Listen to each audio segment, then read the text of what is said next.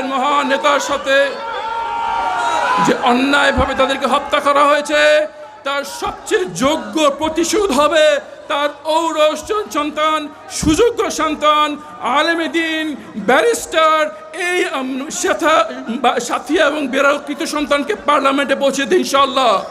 উনি শুধু পার্লামেন্টে যেই শুধু আমাদের এই যে আমাদের পিতাদের সাথে যে অন্যায় হয়েছে সেই নিয়ে কথা বলবেন না, আমাদের সে যে অন্যায় হয়েছে তার সেই অন্যায়ের কথা বাণী সারা বিশ্বে পৌঁছে দেবেন ইনশাআল্লাহ।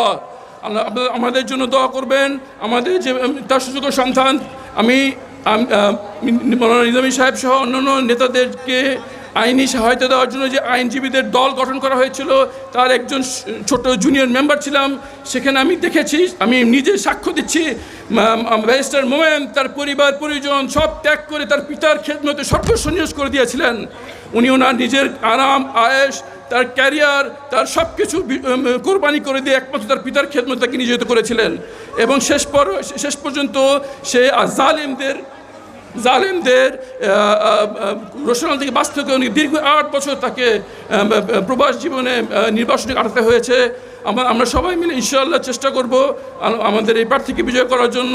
আমাদের পরিবারদের জন্য দোয়া করবেন, আমার জন্য দোয়া করবেন। আসসালামু আলাইকুম ওয়া রাহমাতুল্লাহি ওয়া বারাকাতুহু।